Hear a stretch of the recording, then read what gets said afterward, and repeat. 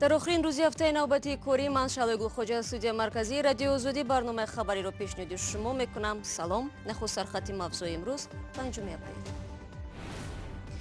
وعده داد اما پرواز نکرد. شرکت دولتی توجیک ایر با گذشت 3 ماه از خط کارش نتوانست نقشه های پروازش را عملی نماید.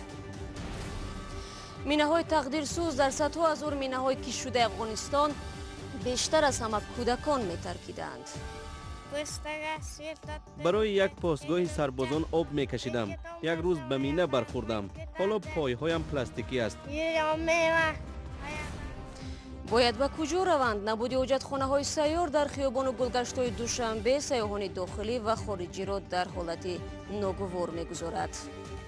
شهروندان میام که حجت میپرسن که در کجا حجت بعد خیر روانش کردیم میگیم خیر کتابخانه را می کتابخانه در استالا بیشتر هست. امروز در بازداشتگاه موقتی شهر خوجند مرافع نخستین نعیم جان سمیعی عضو سابق حزب در تاجیکستان ممنوع نهضت اسلامی برگزار شد. او را آخر ماه نوامبر سال گذشته در چچنستان روسیه دستگیر کردند و به تاجیکستان آوردند. مقامات او را از جمله به تعلیم افراطگرایی و عضویت در سازمان جنایی متهم میکنند. انتظار می رود مرافع بعدی روز سه‌شنبه آینده برگزار شود.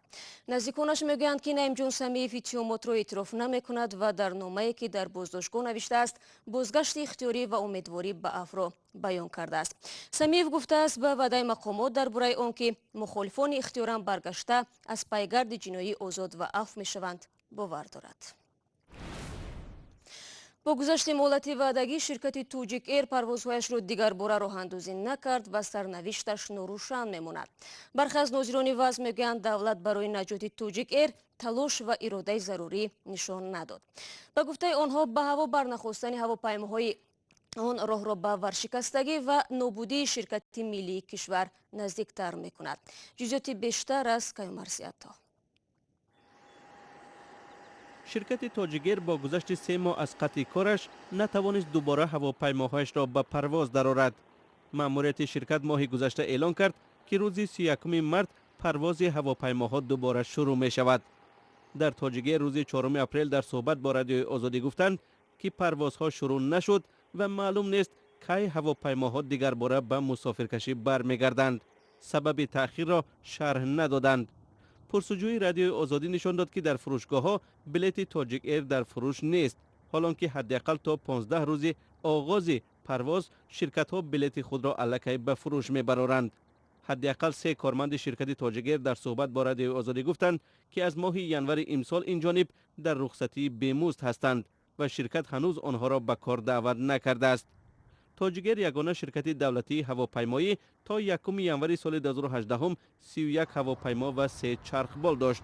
5 هواپیمای شرکت بوئینگ است که تا روز 5 ژانویه امسال اساساً به روسیه و کشورهای دیگر خارجی نزدیک پرواز میکرد. بعد مشکلات مالی زیاد ماه ژانویه امسال توجیک ایر دیگر از پرواز ماند و پروازهای آن را به شرکت خصوصی سامان ایر دادند. شرکتی که بنا به گزارش‌ها به حسن اسدالله زاده دادر عروس رئیس جمهور امام علی رحمان و رئیس آریان بانک تعلق دارد. همین گونه حالا سامان ایر یگانه شرکت یک کتاز هواپیمایی در تاجیکستان است. رو می‌آوریم به موضوع دیگر. در افغانستان که در بسیاری از مناطق جنگ زده‌اش راه رفتن خطرناک است، روزی نیست که یک نفر به مینه بر نخورد و هلاک یا مجروح نشود. در سرزمین این همسایه کشور تاجیکستان که 10 ساله هاست از جنگ خلاص نمی‌شود، صدها هزار مینه کشت کردند و حاصل مرگبار آن را بیشتر از همه کودکان می‌کشند. طاهر سفر موضوع را ادامه می‌دهد. سمیعالله 12 ساله با آبکشی عائله‌شان را در ولایت فاریاب افغانستان تامین می‌کرد. 1 سال پیش ترکش مینه زندگیش را کاملا تغییر داد. برای یک پاسگاه سربازان آب می‌کشیدم. یک روز به مینه برخوردم. حالا پایهایم پلاستیکی است. وقتی راه رفتن درد می‌کنند.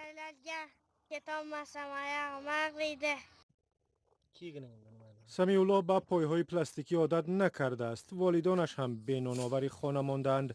چون این سرنوشت را در افغانستان هزاران نفر دارند.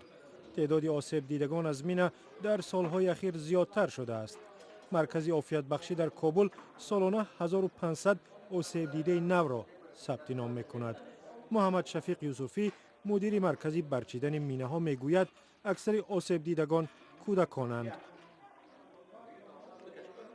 در سال 1397 به تعداد 1417 فرد ملکی در اثر انفجار حادثات مهمات منفجر ناشده و ماین‌های دست ساخت در نقاط مختلف کشور شهید و زخمی شدند که از این جمله 818 نفر از او اطفال است.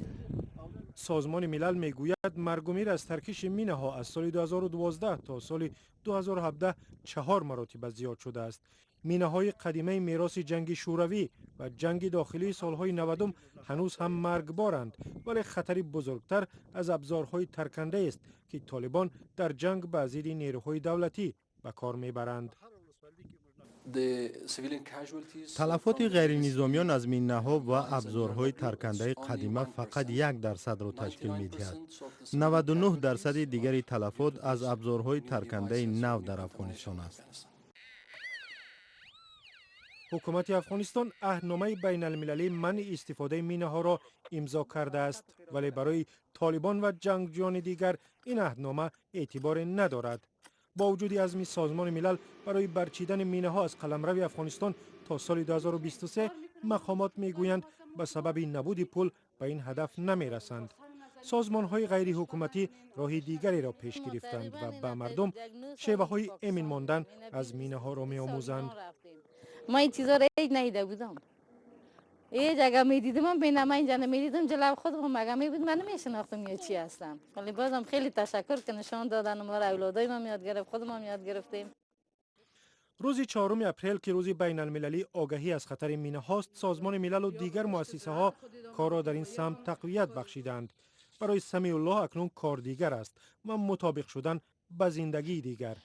راهی درازی که سمیع الله باید بپیماید، اما برای پاک کردن کشورش از مینه ها راه از آن هم درازتر است. میخواهید هر روز اخباری تازه از تاجیکستان را بخوانید؟ پخش زنده، خبر، گفتگو، گزارش و تحلیل از جای حادثه، نظر تحلیلگران. مستقیم در تلفن شما از زمینه رادیو آزادی.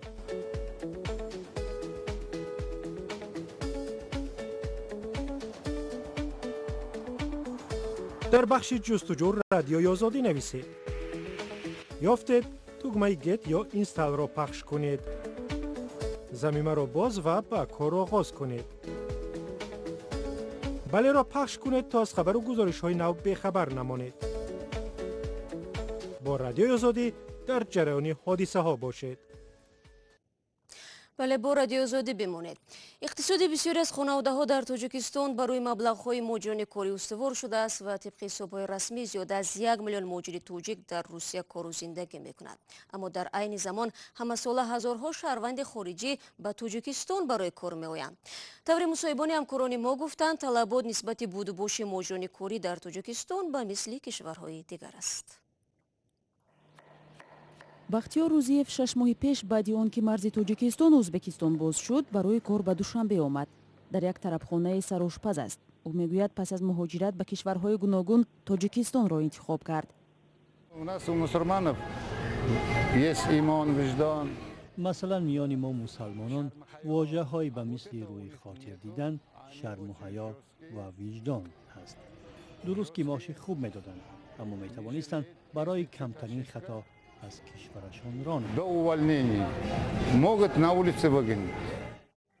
бо ин ки садҳо ҳазор тоҷик ба русияву қазоқистон барои кор мераванд, ҳастанд касоне ки ба тоҷикистон меоянд, бо вуҷуди пайдо кардани ҷои кор мушкилиҳои хос доранд. اگر ما توانستیم که دوستی میان دو کشور را برقرار کنیم، پس مسئله به قیدگیری را هم باید کمی سبکتر کنیم. هر ماه مجبورم به سرحد رفته خود را به قید مانم و دوباره برگردم. برای نفری کلانسال البته دشوار است. خوبتر می بود که در این مسئله هم یگان سبکی پیش بینی میکرد. мақомот мегӯянд солона тоҷикистон ба мисли бахтиёр ба мутахассисони ҳирфаӣ ниёз дорад ва иҷозатномаи кор медиҳад. бар асоси оморҳои расмӣ солона то 7000 муҳоҷири корӣ вориди тоҷикистон мешаванд. онҳо бештар дар соҳаҳои сохтмону роҳсозӣ, саноат ва маданҳои кӯҳӣ фаъолият мекунанд. Ванг Цузо, шаҳрванди 48-солаи чин, 2 соли пеш ба Тоҷикистон омад. ба бовари ин муҳоҷири чиноӣ, ҳузури ӯ бар ин мутахассисин дар Тоҷикистон метавонад харҷи табобати мардумро дар хориҷ камтар кунад.